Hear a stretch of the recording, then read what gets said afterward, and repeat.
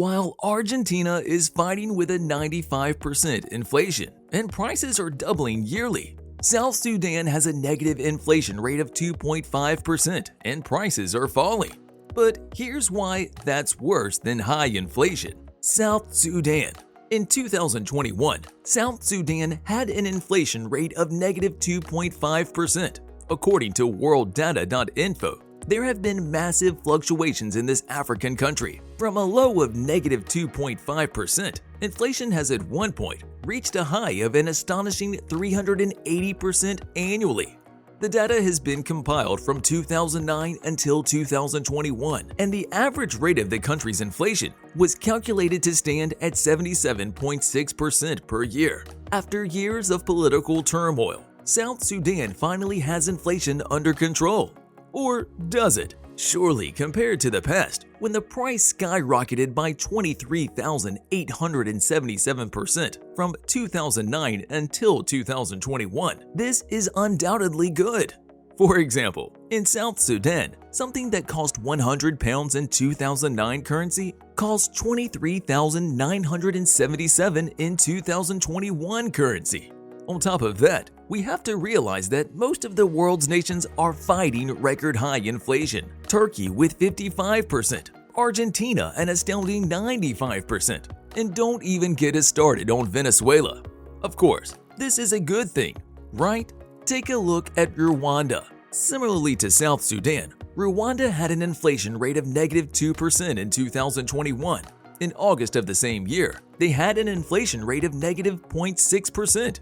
What caused this? Well, in 2021, food and non-alcoholic beverages were down by 2.5%, and transportation decreased by 12.1%. Local goods also decreased by 2.9% that year. And to make matters worse, the prices of fresh foods decreased by 7.5%. Which sectors increased that year? Well, electricity, gas, and fuel went up by 1.1%. Imported products shot up 5.4%, and the prices of energy increased by 2% that same year. See why negative inflation might not be as good as we think? Rwanda is a stunning example of how local production suffers, while imports increase in price. Therefore, the local farmers and producers have to smash that like button just like you should if you haven't done so already. But no, in all seriousness, they have to sell their crops for cheaper prices, all while being forced to pay higher prices for imported necessities like electricity and fuel. So don't think that negative inflation is good just because it looks good at first glance. The UK hated it. In 2016, the CPI, or Consumer Price Index, turned negative to 0.1% for the first time since the country began recording it in 1996. Inflation was negative for the first time in the UK since the beginning of the 60s. Unlike in Rwanda, the price drop in the UK was due to the falling oil prices at the time. Airfare and sea transportation became cheaper, and the cost of goods they delivered dropped as a consequence. For a time, it meant that if you bought something for £100 in 2015, in 2016, that same thing would be worth $99.90. It's not a significant increase, but the UK didn't want this trend to continue, and they had a good reason for it. As prices fall, people will stop spending their money, waiting for prices to drop even more. In this case, the economy would experience stagnation. Stagnation is characterized by a period of very slow, snail-paced economic growth. The economy hasn't stopped growing, it's just not growing as fast as it used to. And then comes the second wave.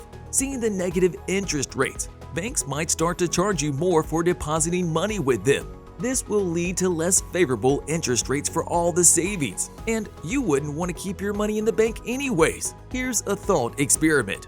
Imagine you have $1,000 in cash.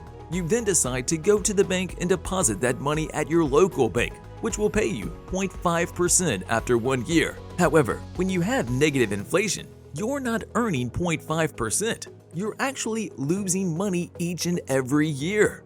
If the central bank of the country going through negative inflation doesn't do something to bring inflation to a safe and stable 2%, then problems will begin to arise. The economy will stop. If the economy stops, a lot of people will lose their jobs. When people lose their jobs, they have no income, and therefore no money to spend on stuff they otherwise would have. They will only buy the necessities and not buy those new pair of Air Jordans they wanted. Jordan will then have less revenue, which means less profit, which means cutting the workforce. Can you see how this seemingly harmless situation can easily turn into a vicious cycle that spins out of control? Japan's lesson. Deflation is not the solution to high inflation. Controlled inflation is the solution to high inflation. If we look at Japan's nominal GDP, seasonally adjusted, we will notice that it has been hovering around 500 trillion yen for the past 40 years. The same happened with the Nikkei 225 index. Even though there are highs and lows in the past 40 years, the index seems like it has stopped growing. It's hovered in the line between 10,000 and 30,000 for the past 40 years. Now, compare this growth to the growth of the Dow Jones Industrial Average. Since the 1990s, the US economy has grown exponentially, while the Japanese economy remains at roughly the same point it has always been. This happened because Japan's consumer price index turned negative in the 90s and stayed there for the majority of the time. Even in 2021, they have a reported inflation rate of negative 0.17%. While the deflation in Japan has been handled relatively well, it poses a significant problem for governments if they can't deal with it. The US went through the Depression and it almost broke the country. Japan, on the other hand, has been surviving and even thriving under milder conditions. For example, in Japan, their deflation led to the creation of the 100 yen stores and the cheap beef soup bowls, providing new jobs to people and cheaper goods. However, the larger companies tried to keep profitability up by smashing that subscribe button just like you should if you haven't done so already. But no, seriously now, they tried to keep profitability up by cutting their workforce. Either that or the wages of all workers have been steadily decreasing since the 1990s. Now, imagine having to pay for a house whose mortgage payments keep going up, while your monthly and yearly salary keeps dropping. And to make matters worse, instead of reinvesting their capital back into companies at home, Japanese investors park their money in businesses overseas, where there's a higher chance of growth. The US is but one example of this. So while the prospect of negative inflation might look appealing at first, you'll find that this is not the case when you look at the heart of the matter. For example, even though Samoa, Comoros, and Aruba reported negative inflation in 2021, they are some of the smallest economies in the world, and they are not better off for it. St. Kitts and Nevis is unique. This little nation of two islands is probably the most popular example of negative inflation. If we take a look at the annual inflation rate of 2017, 2018, 2019, 2020, and 2021, we will get an average of negative 0.45%.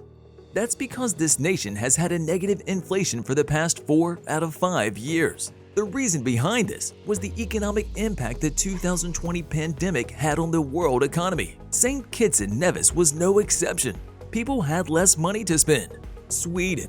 Even the Swedish government, which has been trying to bring negative inflation into the country, advises against any other government trying it. So maybe we can learn something from Switzerland's zero inflation in 2022. First of all, the Swiss franc is much more stable because it's backed up by gold reserves. Switzerland's imports equal its exports in value, but the goods Switzerland exports are less susceptible to price fluctuations, watched in pharmaceuticals being most of them. And on top of that, Switzerland was unaffected by the increase in oil and gas prices because the majority of its energy needs are fueled by hydro, nuclear, and renewable energy sources. The government also focuses on buying products from local farmers and producers and imposes high tariffs on imported goods. With measures like these, Switzerland has remained one of the wealthiest nations in the world while still having a 0% inflation rate. You'll love these videos next.